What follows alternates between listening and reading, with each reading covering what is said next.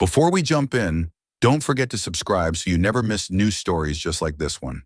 And if you enjoy this kind of content, feel free to share the video and check out the other stories waiting for you on the channel. Now let's get started. Skylar Hayes had imagined freedom many times throughout her childhood, though never with clarity or hope. Freedom to her was not a wide-open horizon or a symbolic key to her own life. It was simply the absence of rules taped to refrigerator doors in foster homes, the absence of curfews set by people who barely remembered her name, the absence of house meetings where every child was reminded of how temporary they were. Freedom had always been a vague, unreachable idea, something that belonged to other people, not to someone who carried her whole existence in a duffel bag in a secondhand backpack. Yet on the day she officially aged out of the extended support program for former foster youth in Arizona, she stood outside the brick building that had served as her last safety net and felt anything but free. The sun baked the sidewalk, the air tasted of dust, and the world stretched dauntingly wide in every direction, almost mocking her with its possibilities. She had nowhere to go and no one to meet her. The program coordinator had wished her good luck with the warm, practiced tone of someone who had said the same thing hundreds of times before. Skylar had nodded, thanked her, and walked away with her two bags that felt lighter than they should have, light with the absence of anything that could anchor her. The days following her exit blurred together with the predictable rhythm of someone trying to survive on the edge of poverty. She found a tiny rented room in a shared house on the outskirts of Phoenix, its walls thin enough to hear the late-night arguments of her neighbors and the steady hum of traffic through a cracked window. Her savings were meager, barely enough to pay for a couple of weeks of rent and food. She picked up odd shifts wherever she could, stocking boxes in a warehouse, bussing tables in a crowded diner, sweeping floors in a car repair shop. Her body ached. Her sleep came in short, restless bursts, and her mind drifted repeatedly to the same hollow thought. Nothing tied her to this place, but nothing was pulling her away either. It was a strange kind of limbo she had grown too familiar with, a life built from quick decisions, temporary arrangements, and the lingering fear that everything could collapse with one small misstep. It was during one of those evenings, when she returned from a 12-hour shift, dusted in flour and sweat from her part-time job at a bakery, that she found the letter. The mailbox outside the rental house was usually stuffed with flyers and bills addressed to previous tenants, but among the clutter lay a single envelope that stood out immediately. It was crisp, heavy, the type of professional stationery reserved for legal matters. Her full name, Skylar Renee Hayes, was written neatly across the front. She froze, gripping the envelope with flour-dusted fingers as if it might vanish. No one used her full name. No one had a reason to. Inside her room, she sat on the bed and stared at the envelope for several minutes, weighing the possibilities. Bad news? A mistake? Some bureaucratic notice informing her of a debt she didn't know she owed? Her life had conditioned her to brace for the worst. When she finally tore it open, her pulse thickened in her throat. The letterhead displayed the name of a law firm in Montana. The first line informed her of the death of a man she had not thought about in years, her maternal grandfather, Wesley Carver. For a moment she simply stared, not comprehending. Her grandfather, the man who should have been the closest thing to family after her mother's death, a man she never met, who never answered any letter from social services when she was 7, a man who, according to every official file, had refused to take custody of her, a man who, in her childhood mind, had given the final confirmation that she belonged to no one. Yet here he was, resurfacing in her life through cold legal typeface. She read the letter again, slower this time. He had passed away 3 months earlier. He had left behind a ranch property in Montana, a workshop, several outbuildings, and a small savings account. And she, Skylar, the granddaughter he had never claimed, was the sole beneficiary. The shock came in waves: suspicion, confusion, something dangerously close to anger. Why had he never reached out? Why leave her anything now when it was too late to fix anything, too late to matter in the way she had needed most? The deeper she went into the letter, the heavier her chest felt. It stated in plain legal language that she must travel to Montana to finalize the transfer of ownership. No warm personal message accompanied it, no sentimental line, just instructions dates, and signatures. Yet the implications hit her with disorienting force. For the first time in her life, someone had left her something real, physical, permanent. Something that did not disappear when a caseworker reassigned her or when a foster family moved away. She lay awake that night, the letter propped beside her on the nightstand. Memories she had long buried stirred uncomfortably. Fragments of her mother's laugh, faint recollections of a farmhouse she wasn't sure were real or imagined, and the bitter knowledge that someone out there had chosen not to take her in when she was at her most vulnerable. But alongside the bitterness came a flicker of curiosity. Who had her grandfather been? What kind of ranch had he lived on? Why had he left everything to her? Questions she had never expected to ask now clung to her mind like burrs. Over the next few days, the letter became an anchor she couldn't ignore. Her life in Arizona felt increasingly hollow in comparison. She knew the routines here. She knew the limits of her future in this city. The thought of staying, of continuing the cycle of low wages, dead-end jobs, and impermanent housing tightened something inside her. She began researching the town mentioned in the documents. It was small, tucked in the mountains, closer to Canada than to anywhere she had ever lived. Pictures online showed forests, winding dirt roads, and an expanse of land that seemed untouched by time. The more she looked, the more a quiet ache filled her. Maybe it was longing, maybe desperation, maybe something more complicated.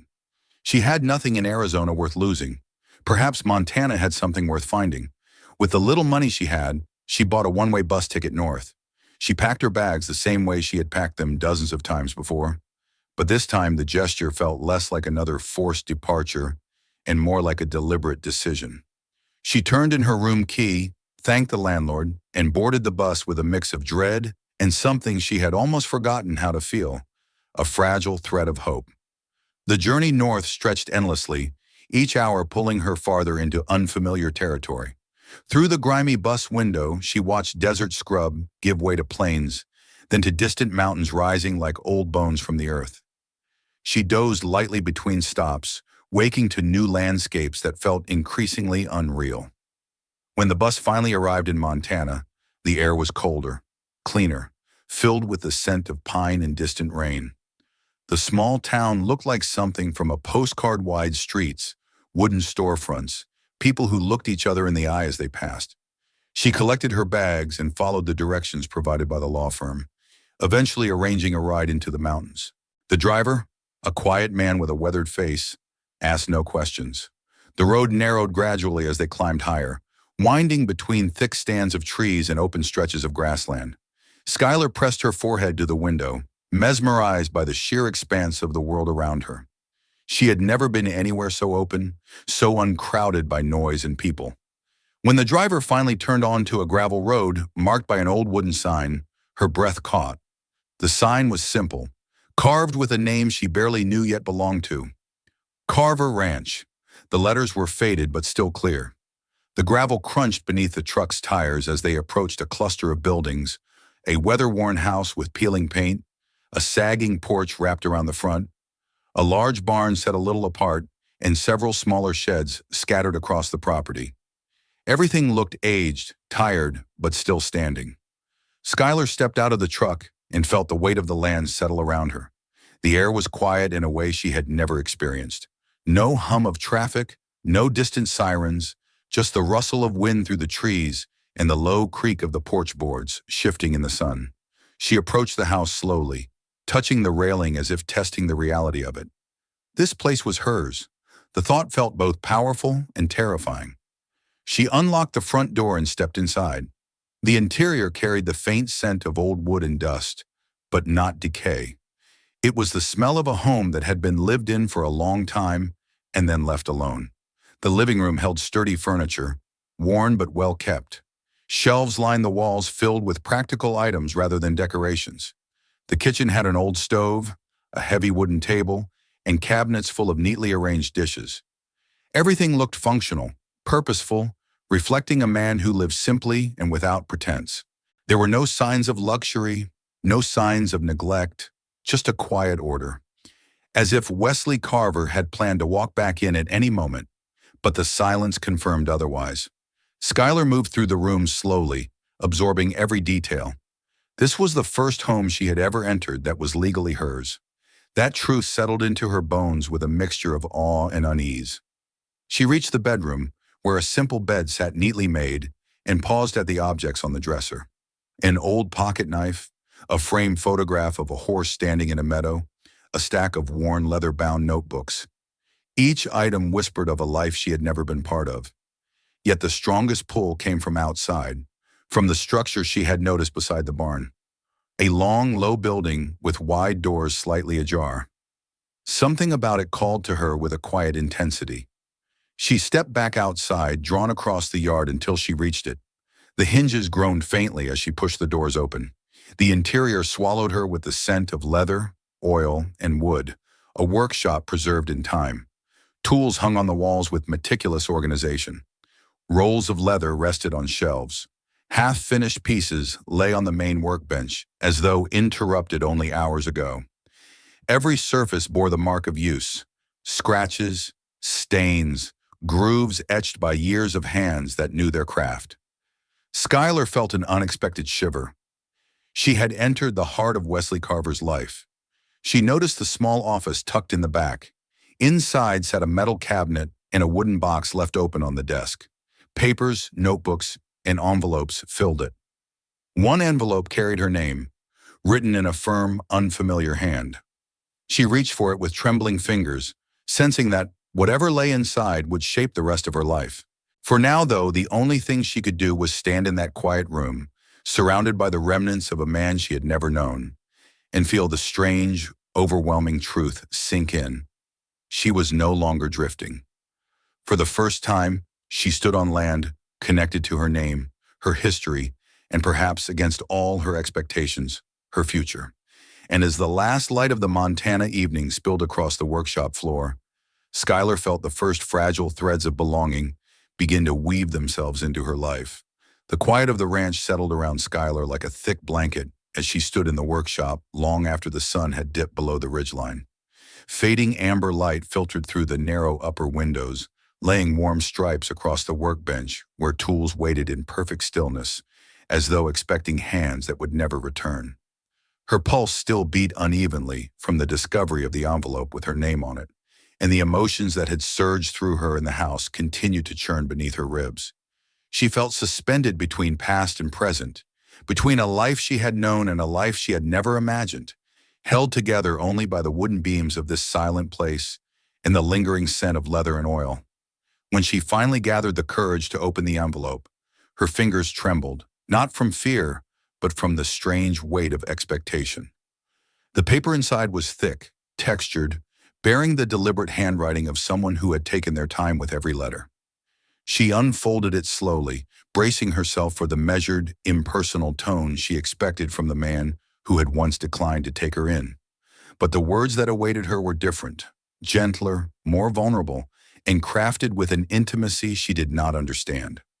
Her grandfather's letter spoke not in legal terms, but in regret, reflection, and a kind of earnestness she had never expected from someone who had remained silent throughout her entire upbringing. He wrote of age creeping in before he was ready, of a body weakened by illness, of a fear that he would be unable to give a traumatized child the stability she needed. He acknowledged that his choice had caused harm, not only to her, but to himself, because living with regret had carved into him with the slow persistence of winter winds on stone. He had followed her life from afar, relying on sparse updates allowed by the system, each one a pang of reminder that he was not part of her story. He explained that the ranch had always been meant for her, not as compensation, but as a foundation she could choose to stand on if she wished. Skylar read the letter twice, then a third time, her breath wavering each time she revisited a sentence that revealed another layer of the man she had never known. It was impossible to answer a letter from someone who was gone, but part of her wished she could demand explanations and offer accusations, and maybe even ask for the chance to understand him. Instead, she only stood there, allowing the honesty of his words to seep into the hollow places inside her, places she had spent years sealing away with hardened resignation. When she finally lowered the letter, she felt simultaneously heavier and lighter, as though the truth had anchored her, but also loosened something long held rigid. She placed the pages back into their envelope and set it carefully inside the desk drawer, feeling oddly protective of it, as though it were the first fragile piece of connection she had ever received. The workshop around her seemed to shift subtly after that, as if the knowledge of its maker's intentions had changed her perception of it. The orderliness, the care and the placement of tools, the meticulous storage of materials, none of it felt impersonal anymore. She moved slowly through the room, her gaze lingering over each object. A row of carving knives with wooden handles worn dark from use, spools of sinew thread lined with soldier-like precision, wooden mallets polished smooth by generations of work. Everything bore the marks of a practiced hand, guided by years of discipline and familiarity. Wesley Carver had lived here, not just worked here. His presence lingered in the scratches on the workbench, in the faint marks on the floor where a stool had been dragged back again and again, in the imperfectly straight shelf he must have built himself. The space felt like an extension of a man she had never known, but was beginning to sense through the objects he left behind. As she stepped out of the workshop into the dimming yard, the cool evening air brushed against her skin, carrying with it the subtle fragrance of pine and earth. The ranch felt less intimidating than it had hours earlier, still daunting, still heavy with responsibility, but no longer alien. She closed the workshop doors behind her and walked slowly toward the house, her mind echoing with the words of the letter and the quiet promise tucked within them that she was meant to be here. The next morning, sunlight spilled across her face through the thin curtains in the bedroom. She had fallen asleep exhausted, fully clothed, with her head resting near the pile of notebooks she had gathered from the dresser. She blinked against the brightness, disoriented for a moment, then remembered where she was. The reminder came like a soft jolt. The ranch, the house, the workshop, her grandfather's letter, the land that was now hers. She rose stiffly, took a long breath, and stepped outside. The chill of the morning was sharper than anything she had felt in Arizona, bracing enough to clear the remnants of sleep from her mind. A thin mist clung to the ground, drifting above the grass like a ghostly veil. Somewhere in the distance, a bird let out a piercing cry, echoing across the quiet valley. Skylar hugged her arms to her chest, absorbing the stillness, the sense of space. It felt unfamiliar, almost intrusive, but also undeniably beautiful. Her attention drifted back toward the workshop, as though pulled by an invisible thread. The building stood sturdy and unmoving, a sentinel guarding the memories of a life she had yet to uncover. She headed toward it again, compelled by the need to understand what she had inherited beyond property and money. Inside, the air was cool and smelled faintly of leather, oil, and the earthy dust that always settled in old buildings.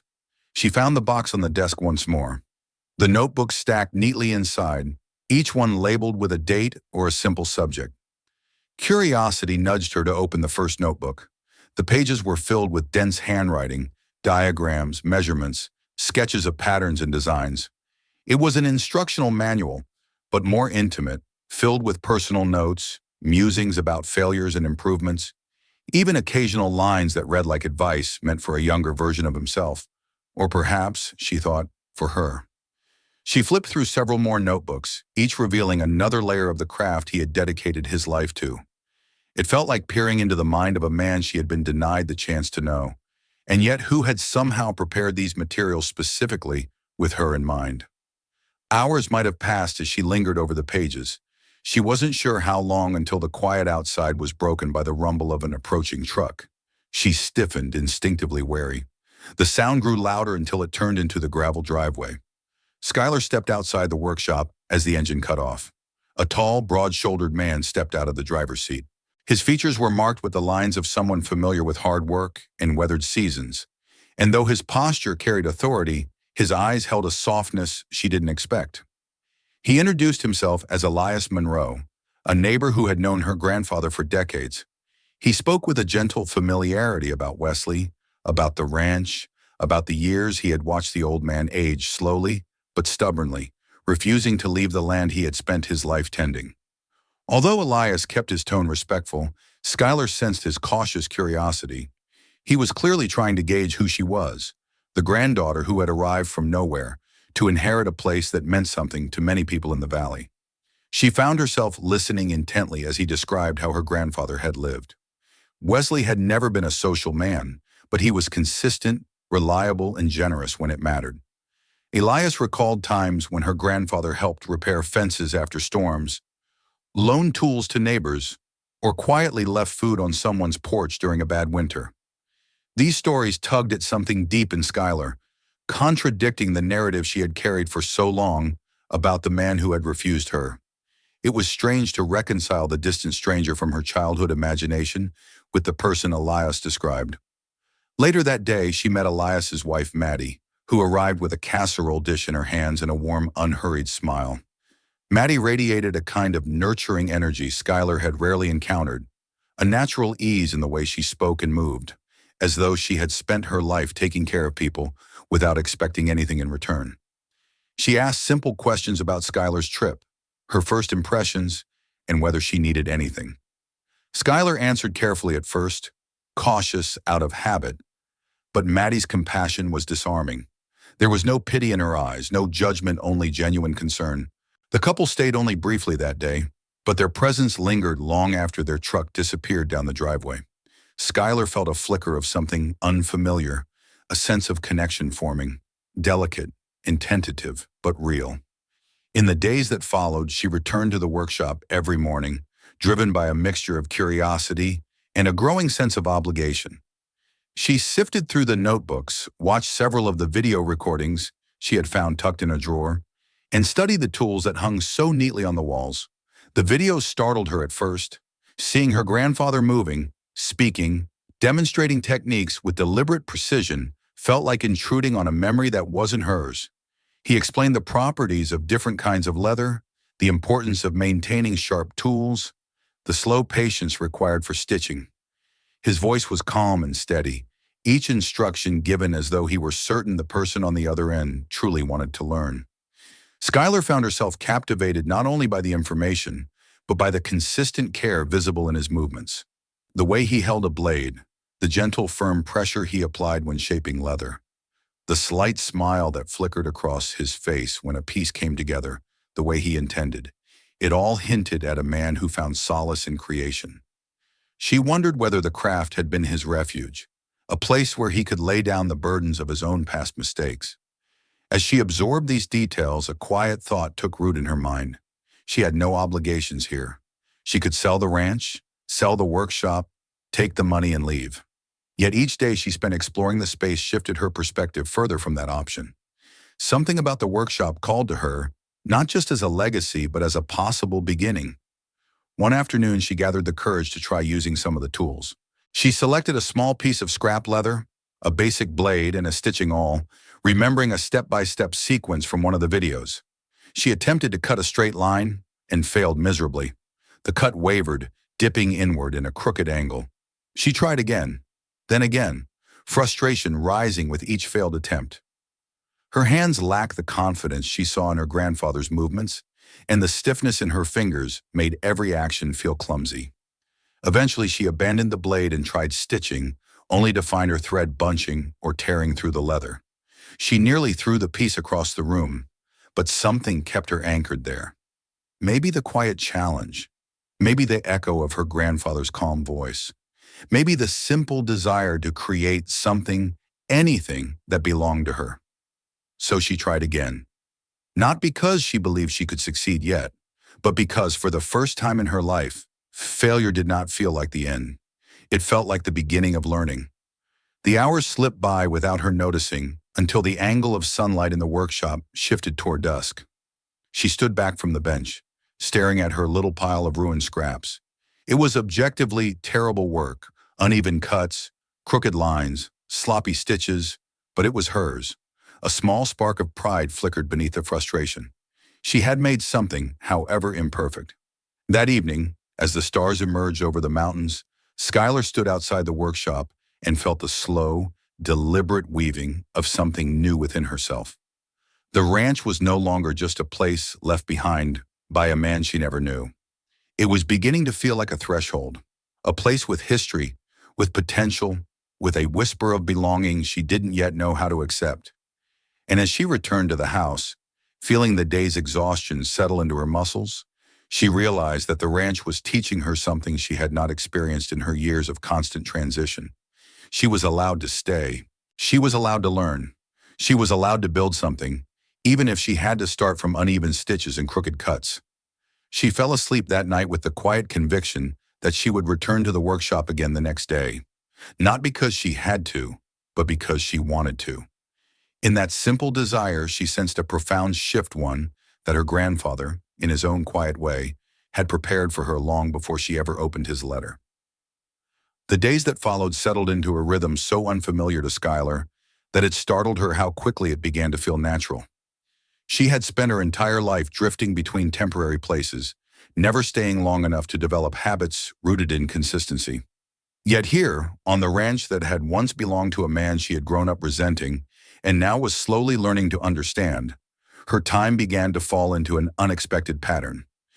It was not the pattern of someone forced into a routine by circumstance or rules, but one that grew gently around her, shaped by the work of living on land and the discoveries waiting each day in the workshop.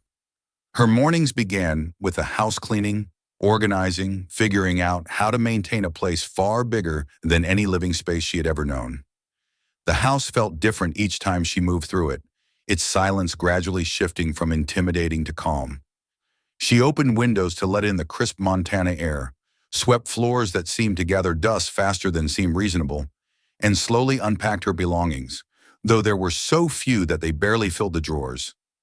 The domestic rhythm soothed something restless inside her. It felt good to care for a space that didn't expect her to leave. After the house came the land. At first, the ranch overwhelmed her. She had no idea how to maintain a property of this size. Everything required knowledge she didn't yet have. Fences that needed reinforcing, water troughs that needed cleaning, patches of ground that needed tending. Elias, generous with his time and gentle in his guidance, walked her through each new task. He explained how the soil changed with the seasons, how to mend broken fence posts using tools older than she was, how to check whether the water pump needed priming. He never rushed her, and she found herself absorbing the information more easily than she expected, simply because someone was willing to teach her without judgment. Some chores required strength she didn't think she had, but she discovered that physical effort pleased her in a way she had not anticipated. Hard work on the ranch made her feel grounded, each task producing visible results. It contrasted sharply with the jobs she'd held in Arizona, where exhaustion came with no sense of accomplishment. Here, when she repaired a broken section of fencing or raked debris from the yard, she could look back and see exactly what she had done. It was humbling and empowering all at once. But the heart of her days remained the workshop. Even when the chores of the land left her arms sore and her shoulders aching, she returned to that quiet building every afternoon, drawn to the lingering presence of her grandfather in its wooden beams and neatly arranged tools. The workshop had become her refuge. There, she was not the girl who had spent her childhood in foster homes or the young woman juggling temporary jobs in the desert. She was a student, an apprentice in spirit if not yet in skill. She was someone allowed to learn. Skylar continued studying her grandfather's notebooks, flipping through pages filled with sketches, measurements, and handwritten instructions. She devoured them with a hunger she didn't entirely understand. The notebooks made her feel connected to him in a way his letter alone could not. Through his detailed descriptions of techniques, how to bevel edges evenly, how to create decorative borders, how to choose the right weight of leather for each type of project, she learned the rhythm of his mind, the way he approached problems, the reverence he held for the craft. His voice in the videos bolstered that connection. She watched them repeatedly, letting the sound of his calm explanations guide her through each step. He demonstrated how to sharpen blades on a stone, how to set rivets securely, how to carve intricate designs with precise, confident cuts. His hands moved with the certainty of someone who had spent decades refining his skill. Skylar tried to mimic his movements, though hers were far less graceful and frequently resulted in mistakes that left her muttering frustrated curses under her breath. Mistakes were plentiful. There were days when she felt she ruined more leather than she shaped. Her cuts wavered, her stitches bunched, and her hands fumbled with tools she barely knew how to hold correctly. But with each failure, she noticed progress. Small, incremental improvements, an edge that came out cleaner than before, a stitch line that looked almost straight, a carved shape that vaguely resembled what she intended. These tiny victories filled her with pride she had rarely felt in the past. They were hers alone, earned through patience and effort, not handed to her or measured against the achievements of other children in a system where she had always felt like background noise. Her first real successes came in the form of small projects: bracelets, simple key fobs, narrow belts made from leftover strips of leather. They were uneven, imperfect, but recognizable. When she showed them to Maddie one afternoon, expecting polite encouragement, Maddie's face lit up with genuine delight. She examined each piece with care, turning them over in her hands and pointing out details she loved. She didn't mention the imperfections unless Skylar brought them up, and even then she spoke of them as natural parts of learning. Encouraged, Skylar allowed her to show the pieces to a few local acquaintances. Their reactions surprised her. These people, who had known her grandfather and admired his work, looked at her attempts not with judgment, but with interest. They appreciated the effort, the echoes of Wesley's craftsmanship they saw in her beginnings, even if those echoes were faint. A few even offered to buy some of the small items. Skylar was stunned by the idea that something she created could hold enough value for someone else to pay for it. Spurred by this newfound confidence, she took photographs of her simplest pieces and created a small online shop. She did it with low expectations, assuming it would be a quiet space with minimal attention. Yet within a week, she received a couple of orders from strangers who had stumbled across her work. The idea that people she had never met wanted to own something she had made filled her with an indescribable sense of validation. All the while, her connection to the ranch deepened. The land, with its sweeping openness and shifting light, became more familiar. She began to anticipate its moods, the way the morning mist rolled through the valley, the way the sun warmed the grass in the late afternoon, the way the sky exploded with stars at night. Increasingly, she found herself stepping outside just to breathe in the scent of pine and feel the quiet settle over her like a second skin. The workshop remained the centerpiece of her transformation.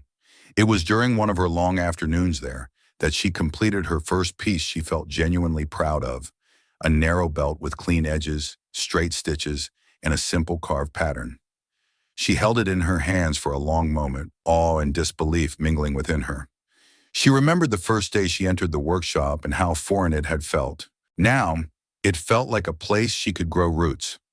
Around the time she finished that belt, the owner of a well-known rodeo outfitter arrived in the valley. Skylar had heard from Elias that he regularly sought out high-quality handmade gear and had been one of Wesley's loyal customers. When he learned that Wesley's granddaughter had arrived and was experimenting with leatherwork, he made a point to visit the ranch. His arrival shook her confidence. She felt unprepared for scrutiny from someone experienced enough to recognize the vast gulf between her fledgling attempts and her grandfather's decades of mastery. She nearly apologized before showing him her work, but the man examined her pieces with thoughtful attention, pausing occasionally to run his thumb along a stitch line or to test the flexibility of the leather.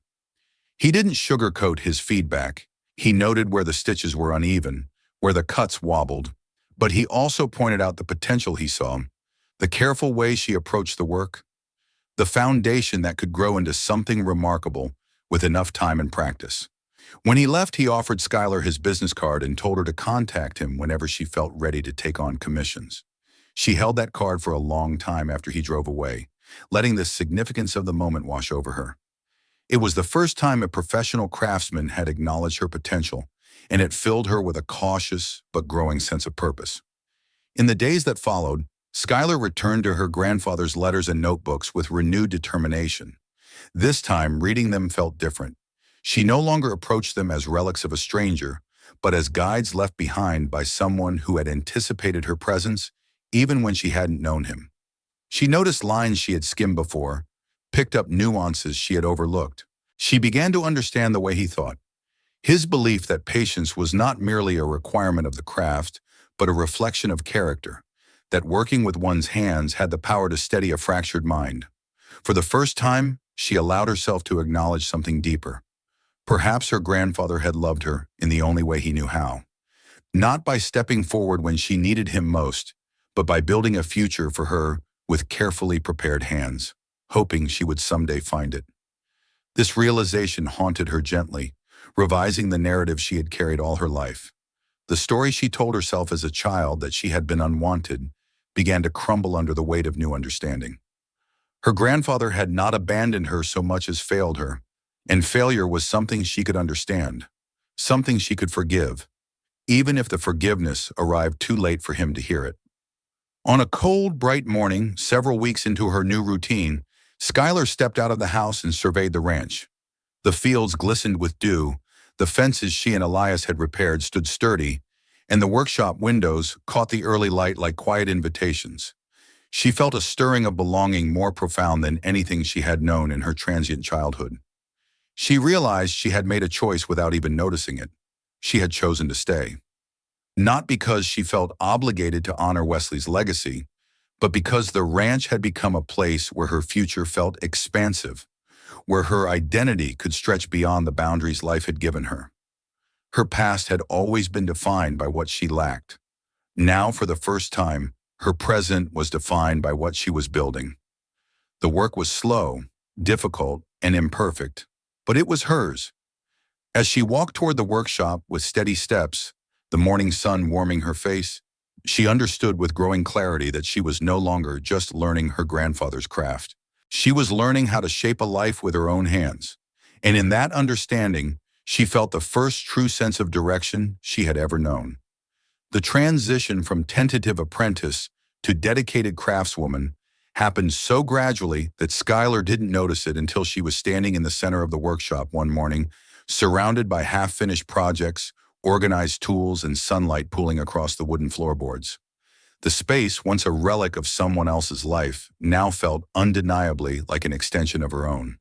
It bore the marks of her progress, the scraps of leather she kept in a bucket near the door, the notes she added in the margins of her grandfather's notebooks, the small imperfections scattered throughout her earliest projects. The workshop no longer seemed like a museum. It had transformed into a living testament to effort, determination, and the slow formation of identity. Her days had become more demanding. The little online shop she had created initially as an experiment now buzzed with steady activity. Each week brought new orders, some for simple keychains or bracelets, others for belts, wallets, or custom pieces she had gradually learned to make with increasing confidence.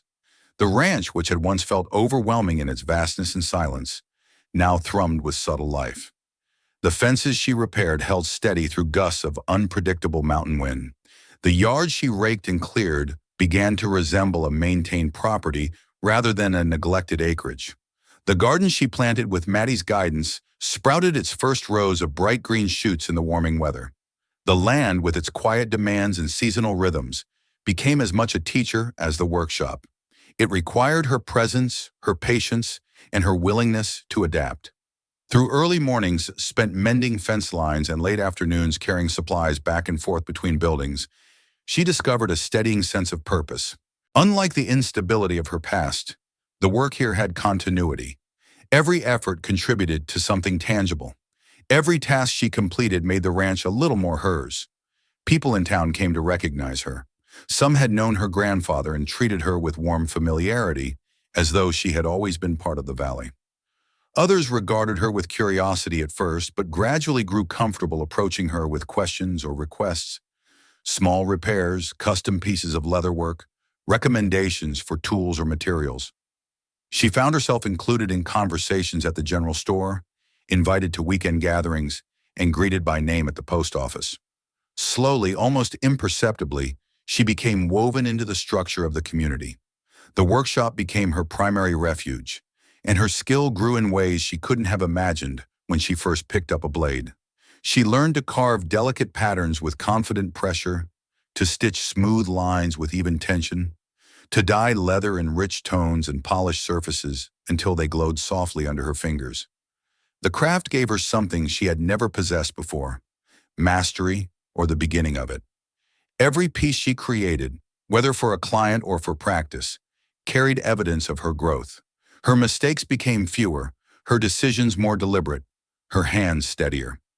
It was during this time that she tackled her most ambitious piece yet, a dining table crafted from walnut, inspired by one of her grandfather's more complex designs. She approached the project with trepidation, knowing it required a level of precision she wasn't sure she possessed.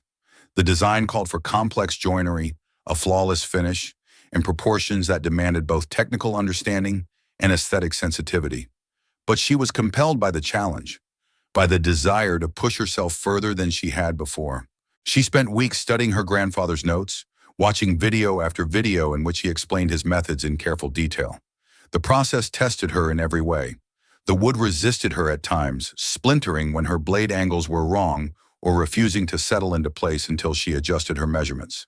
Her joints occasionally came out too loose, forcing her to start again. There were evenings when she sat on the workshop floor, with her back against the wall, exhausted and frustrated, the unfinished pieces sprawled across the table, mocking her with their imperfection. Yet she persisted. Something in her refused to let the project defeat her. When she finally assembled the finished table, she stood back and stared at it with disbelief. The proportions were balanced, the joinery tight, the finish smooth with a sheen that caught the late-day light like warm honey. It was not perfect. She saw every place where she had hesitated, every line where a master craftsman would have been more precise. But it was beautiful, and it was hers, the first major piece she could point to and say unequivocally that she had shaped it with her own hands from beginning to end. She invited Elias, Maddie, and a few neighbors to see it. They gathered around with admiration and pride, their voices filled with warmth as they traced the smooth edges and complimented the craftsmanship. They shared a meal atop it that evening, filling the farmhouse with laughter and conversation. For the first time since inheriting the ranch, Skylar felt not like an outsider trying to fit into someone else's life, but like someone who belonged, someone who had earned her place. As the seasons continued to shift, she began to envision a broader future for the ranch. She thought frequently about her past, about the years she had spent in a system that provided survival but rarely offered hope. The memory of that empty, uncertain time made her acutely aware of what the ranch represented. It was more than land and buildings. It was stability, opportunity, a foundation. And she wanted to share that with others like her, those who aged out of foster care and faced the world with no direction, no support, and no belief in themselves. The idea began small, as a passing thought while she sorted tools one afternoon. But it took shape quickly, fueled by her own experiences and the profound gratitude she felt for the safety the ranch had given her. She imagined bringing young people to the ranch for apprenticeships that could combine the structure of physical work with the meditative quality of craftsmanship. She envisioned teaching them what she had learned, how steady hands and patient effort could transform raw material into something lasting, how working with one's hands could quiet the mind and build confidence, how being part of a community could reshape a life that had been marked by instability. She shared the idea with Elias and Maddie first. They listened with interest and encouragement, telling her it was not only possible, but needed. Their support strengthened her resolve, and soon she began making practical plans, creating living spaces in the outbuildings, drafting a schedule for daily chores and workshop lessons, setting aside a portion of the workroom for apprentices. It was ambitious, but she approached it the same way she approached the walnut table, slowly, methodically, with patience and determination. The first young person to arrive at the ranch was a 19-year-old named Jordan, who had spent most of his teenage years in group homes. Quiet and guarded at first, he kept his distance, unsure whether to trust the generosity being offered.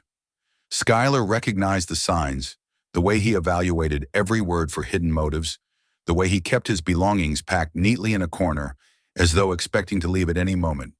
But she gave him space, offered steady guidance, and let the workshop do its quiet work. Jordan took to leatherwork with surprising ease. His hands, though unsure at first, quickly developed a natural rhythm. He learned how to shape tools, cut patterns, and stitch seams with growing confidence. Skylar taught him the way her grandfather had taught her, through careful explanation, demonstration, and patient correction. As his skills grew, so did his willingness to open up. He began to share pieces of his story, small fragments of a difficult past that he entrusted to her with tentative vulnerability. Others followed. A young woman named Riley came for a summer and discovered she loved the precision of hand stitching. A former foster youth named Marcus arrived looking for temporary work and ended up staying for months, helping repair buildings while learning the basics of leathercraft. Each person brought unique strengths and challenges, but all found something steadying in the rhythm of the ranch.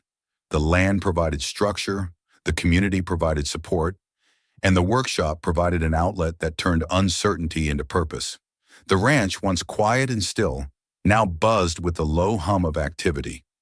Laughter echoed across the yard during mealtimes. Tools clinked in the workshop as apprentices worked on their projects, and evenings often brought conversations around the table Skylar had built with her own hands. She realized that the ranch was no longer simply a home or a business. It had become a sanctuary for her and for those who needed a place to begin rebuilding their lives. Skylar's reputation grew as well. Word spread of her craftsmanship, her dedication, and the unique combination of tradition and personal style she brought to each piece. Her online shop flourished, and inquiries came from across the country. She began fulfilling larger commissions, intricately carved belts for rodeo performers, custom saddles, decorative panels for a local business. She worked alongside her apprentices, teaching them not only the technical skills but also the philosophy her grandfather had instilled through his letters and videos. That craftsmanship was not about perfection, but about respect for the material, patience with the process, and pride in the result. Eventually, Skylar created a memorial corner in the workshop for Wesley Carver. She arranged his oldest tools on a shelf, displaying them with reverence, and placed one of his finished pieces, a small tooled leather document folder, beneath a simple framed photograph of him standing beside the barn.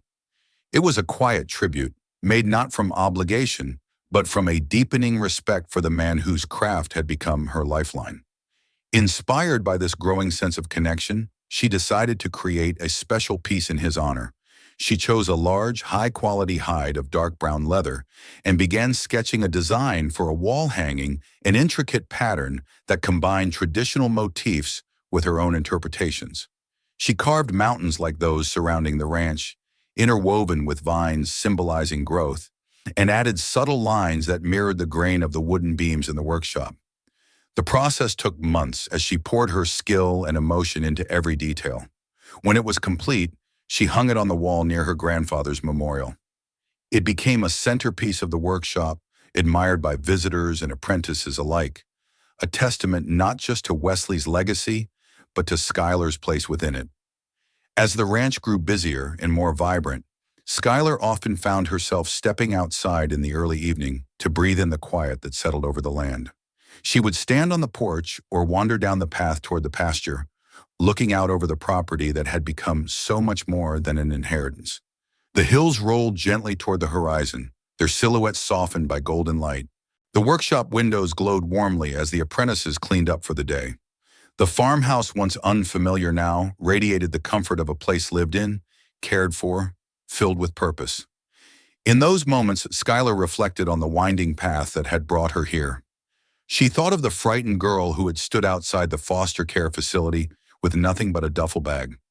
She thought of the resentment she had once felt toward her grandfather, and how that resentment had softened into understanding. She thought of the letter that had changed everything, not because it offered her material possessions, but because it offered her a chance at the life she had never believed she could have. She no longer carried the weight of abandonment. She carried the weight of responsibility, of gratitude, of hope. She understood now that family could be built as steadily and deliberately as a piece of craftsmanship.